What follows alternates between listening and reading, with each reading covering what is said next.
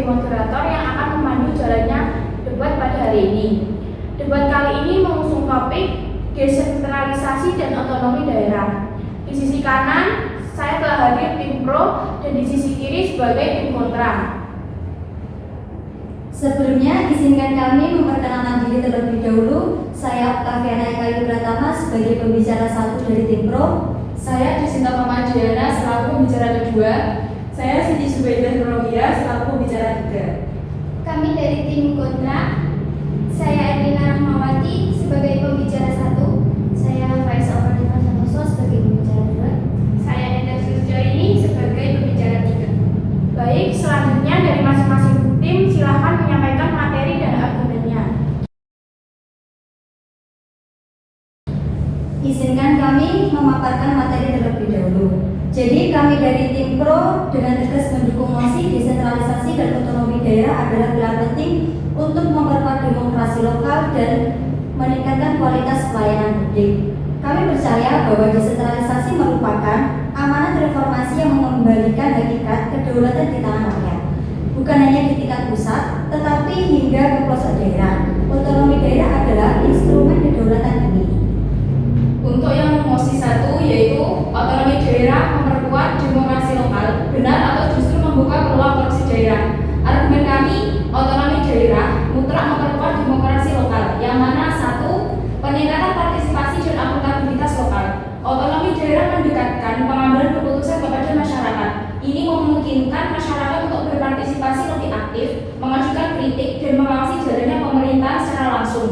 Akuntabilitasnya lebih tinggi karena kebijakan seperti kenaikan pajak daerah, pembangunan infrastruktur berdampak langsung dan pengawasannya dilakukan oleh konstituen yang sama. Yang kedua, responsivitas kebijakan. Pemerintah daerah lebih memahami kebutuhan spesifik warganya. Misalnya daerah pesisir butuh program perikanan, bukan pertanian. Desentralisasi memungkinkan kebijakan yang lebih tailor-made atau spesifik dan responsif. Ini adalah esensi dari demokrasi yang bekerja.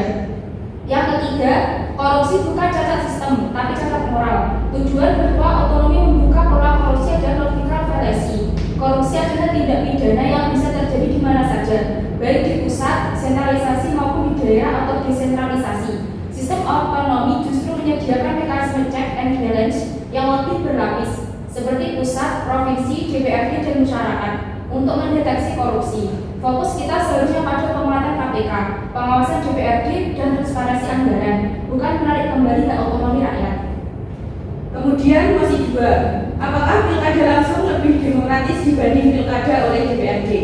Argumen kami, pilkada langsung jauh lebih demokratis dan relevan. Yang mana satu, mandat langsung oleh rakyat. Pilkada langsung menjamin bahwa kepala daerah memiliki mandat langsung dari rakyat. Ini adalah perwujudan paling murni dari demokrasi perwakilan. Kepala daerah yang dipilih oleh rakyat akan merasa bertanggung jawab kepada pemilihnya, bukan kepada partai politik atau fraksi di DPRD. Yang kedua, pemilu langsung menghasilkan legitimasi yang kuat. Legitimasi yang kuat dari pilkada langsung adalah model politik kepala daerah untuk menjalankan reformasi dan kebijakan yang mungkin tidak populer, tanpa takut dijegal oleh DPRD yang memiliki kepentingan politis berbeda. Kemudian yang ketiga, pilkada DPRD rawan impos politik atau politik biaya tinggi dan transaksi gelap. Jika pilkada dikembalikan ke DPRD, proses pemilihan rawan diwarnai praktik transaksi gelap, lobby-lobby tertutup, dan money politik di antara segelintir anggota dewan. Hal ini justru merusak substansi demokrasi dan tidak mencerminkan kehendak publik. Pilkada langsung meskipun mahal, biaya dikeluarkan secara transparan dalam bentuk kampanye yang diawasi oleh lembaga pemilu. Baik, sekarang silakan untuk tim kontra. Baik, terima kasih. Dari tim kontra, untuk mosi pertama yaitu otonomi daerah memperkuat demokrasi lokal, itu benar atau justru membuka peluang korupsi daerah? Jadi sebagai tim kontra, kami menolak tegas anggapan bahwasanya otonomi daerah otomatis memperkuat demokrasi lokal. Faktanya, desentralisasi kewenangan dan pengelolaan APBD justru membuka ruang korupsi yang lebih luas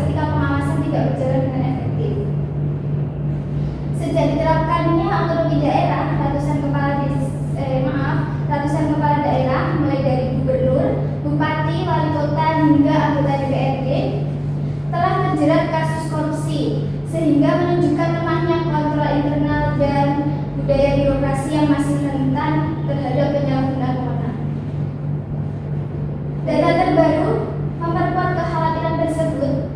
ICW mencatat bahwa korupsi daerah mendominasi tren nasional. Pada tahun 2024 saja, terdapat sekitar 359 hingga 365 kasus dengan 881 sampai 888 tersangka. Yang pelaku terbanyak berasal dari pemerintah daerah dengan 261 tersangka, disusul kepala desa dengan 73 tersangka. Sementara, sektor desa menempati posisi kasus terbanyak dengan 77 temuan penyimpangan. Tahun sebelumnya, pada 2023, korupsi desa bahkan menempati peringkat tertinggi dengan 187 kasus dan kerugian negara mencapai 162,2 miliar.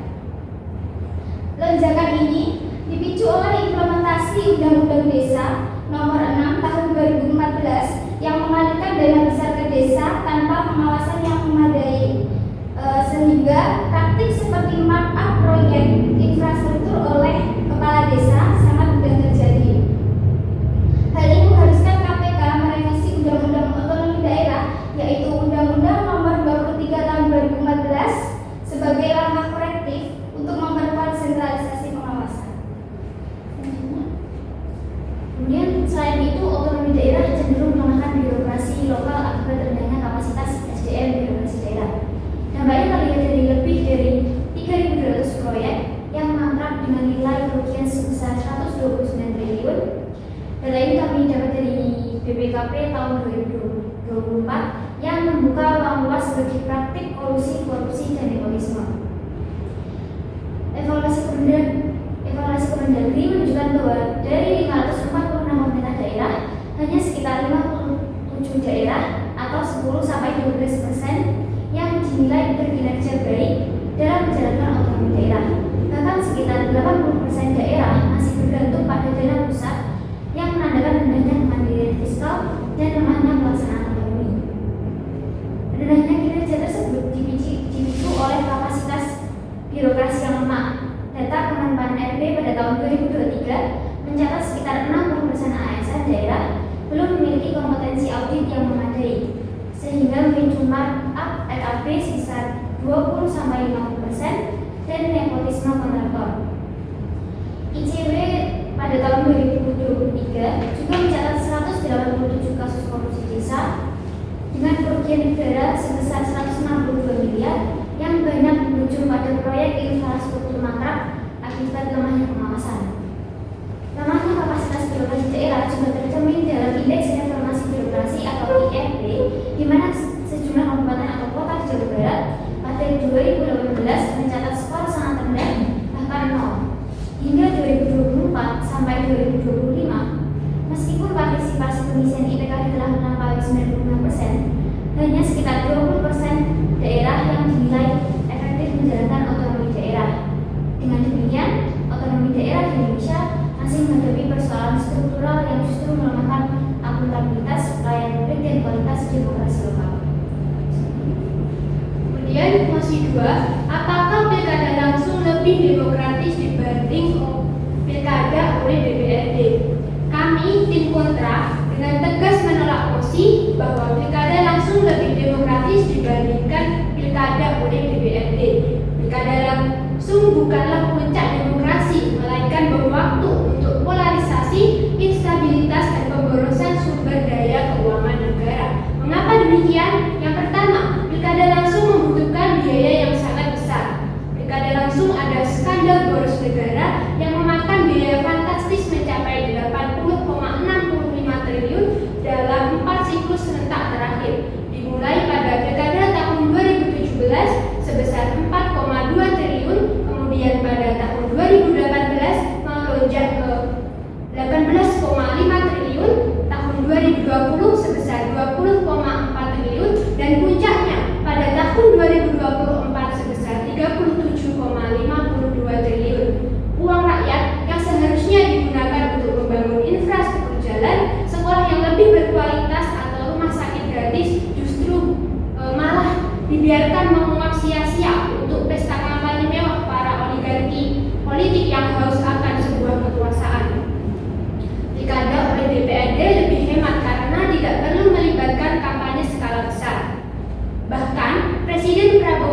Sugianto sendiri mendukung pilkada oleh DPRD sebagai solusi cerdas hemat biaya, seperti yang disuarakannya pada berbagai pidatonya pasca Pilpres tahun 2024. Yang kedua, pilkada langsung rawan korupsi dan politik uang.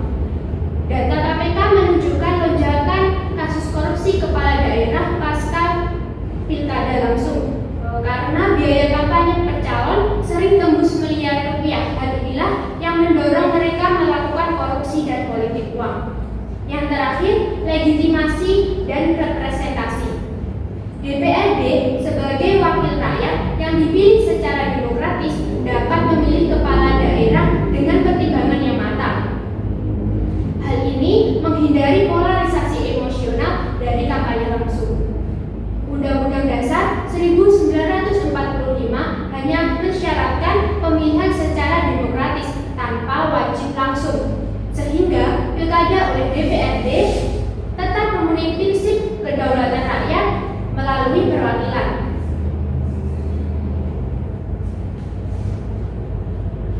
Terima kasih atas materi dan argumen yang disampaikan oleh masing-masing tim. Sekarang kita memasuki sesi tanya jawab. Saya persilahkan untuk tim pro mengajukan pertanyaan kepada tim kontra. Baik, terima kasih. Saya ingin bertanya kepada tim kontra, yang mana tim kontra berulang kali menggunakan kasus korupsi sebagai alasan menolak otonomi dan pilkada langsung. Bukankah lebih tepat dan efektif jika kita fokus pada penguatan peran inspektorat daerah, pengawasan KPK, dan transparansi e-budgeting, alih-alih merampas hak pilih rakyat dan menarik kembali wewenang daerah? Terima kasih untuk tim pro atas pertanyaannya. Untuk tim kontra dipersilahkan mengajukan pertanyaan. Baik, bagaimana kelompok Anda menanggapi masih maraknya korupsi kepala daerah meskipun otonomi daerah diklaim memiliki pengawasan berlapis? Apakah ini menunjukkan pengawasan tersebut lemah atau hanya omong kosong saja? Untuk sesi selanjutnya, kedua tim dipersilahkan untuk memberikan jawaban.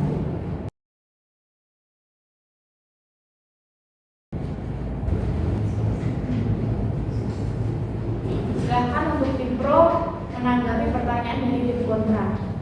Baik, saya akan menjawab pertanyaan dari tim kontra. Korupsi kepada daerah terhadap DAK atau DBH berarti pengawasan otonomi daerah omong kosong, melainkan bukti bahwa pengawasan berlapis justru sedang bekerja mendeteksi pelanggaran yang dulunya tertutup.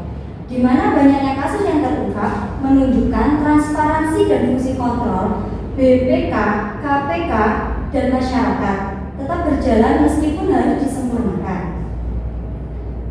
Di sisi seberang, fenomena ini menunjukkan adanya desentralisasi korupsi akibat kolusi antar penguasa dan pengawasan lokal DPRD yang dipicu oleh tingginya biaya politik, sehingga pengawasan berlapis tersebut seringkali gagal hanya menjadi formalitas. Administrasi gagal membendung praktek komunisme tingkat daerah.